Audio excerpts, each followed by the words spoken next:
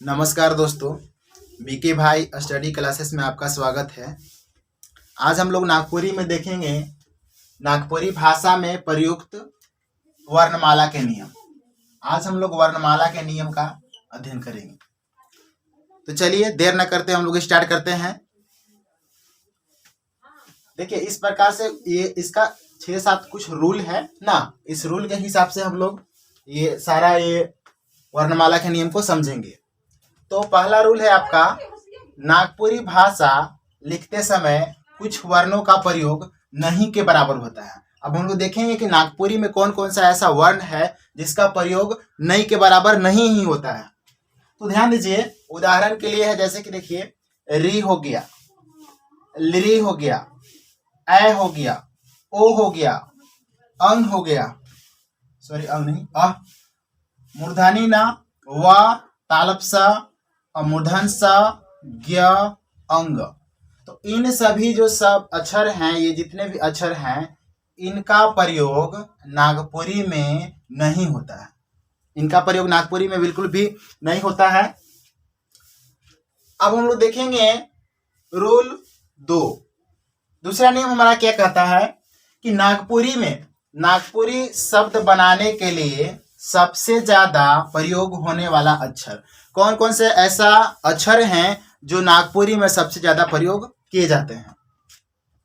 तो उदाहरण के लिए देखिए अ, आ, हर्षई, दीर्घई, हर्षौ, दीर्घौ, ए, ओ, अंग, क, ख, ग, घ, च, छ, ज, झ, इया, ट, ठ, ड, इसके साथ ड़, ढ, ड़, त, थ, द, ध, दंतना, प, फ, ब, भ, म, य, र, ल, व, दंस और ह।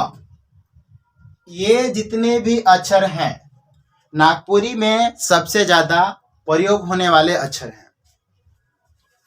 अब हम लोग देखेंगे रूल नंबर 3।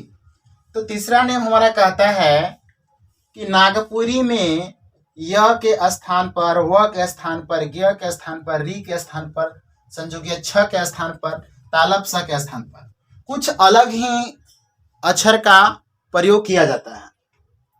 तो अब हम लोग देखेंगे कौन कौन से इसके बदले में अक्षर का प्रयोग किया जाता है। जैसे कि देखिए य है, तो य के बदले में नागपुरी में ज का प्रयोग किया जाता है। य के बदले में ज, ब के बदले में नहीं, व के बदले में ब का प्रयोग किया जाता है, और ज्ञ के बदले में गे का प्रयोग किया जाता है, और री के बदले में ये हिंदी में जो री लिखते हैं वही, और संयुग्य छ के बदले में आपका ये छ प्रयोग होगा, और तालप स के बदले में इस स का प्रयोग किया जाएगा। कुछ एग्जाम्पल हम लोग देख लेते हैं। जैसे कि यहाँ पे देखिए यत्न लिखा हुआ है, यत्न।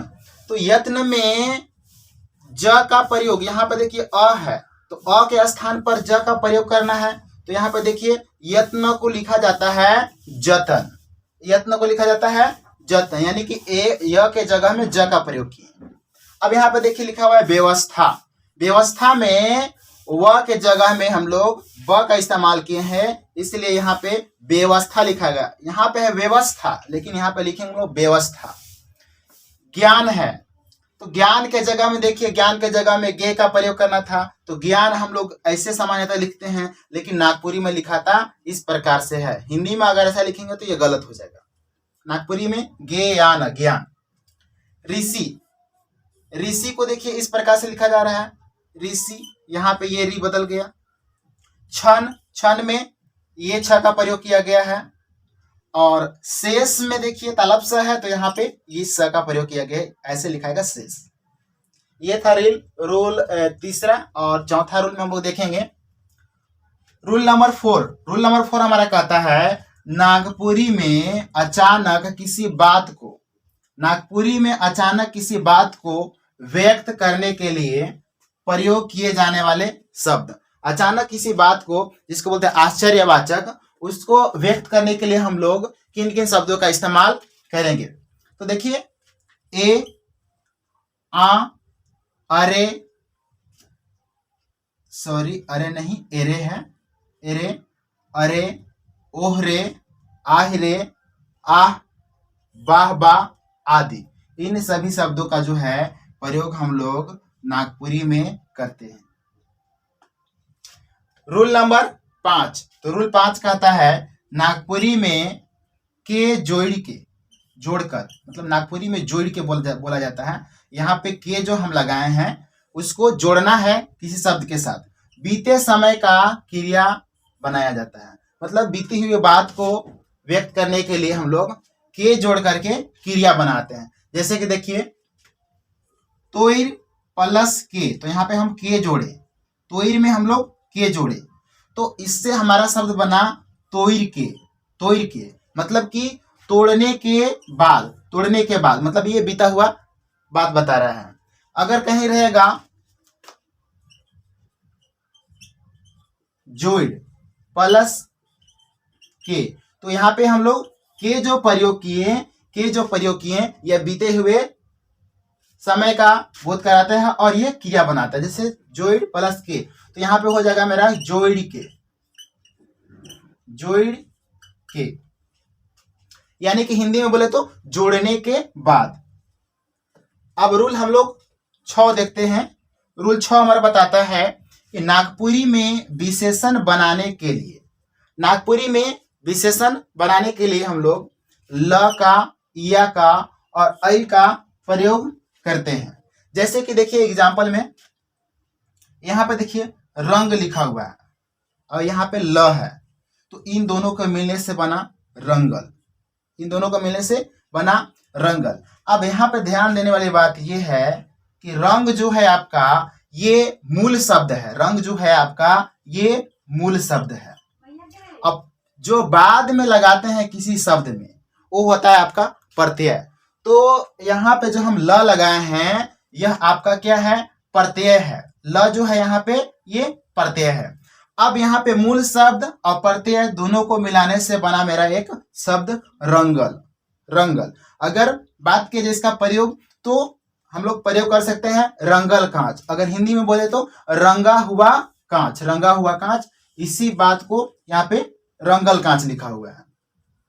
इसी प्रकार से है जौ प्लस इया, इन दोनों शब्दों से मिलने से बना जवैया। इसी प्रकार से यहाँ पे चल प्लस आई, तो चैल, ये दोनों के मिलने से बना चैल। तो इस प्रकार से नियम है। एक और नियम हम लोग देख लेते हैं, अंतिम ही है, इसके बाद खत्म हो जाएगा आपका। रूल नंबर 7, तो बहुवचन बनाने के लिए देखिए नागपुरी में बहुवचन बनाना बहुत ही आसान है, ज्यादा कोई लफड़ा है नहीं इसमें। तो नागपुरी में बहुवचन बनाने के लिए हम लोग मन का प्रयोग करते हैं या फिर मने का प्रयोग करते हैं। जैसे कि पठरू हो गया, पठरू, तो पठरू में हम लोग क्या लगा दिए, पठरू में लगा दिए मन, तो हो गया पठरू मन। छगरी में हम लोग लगा देंगे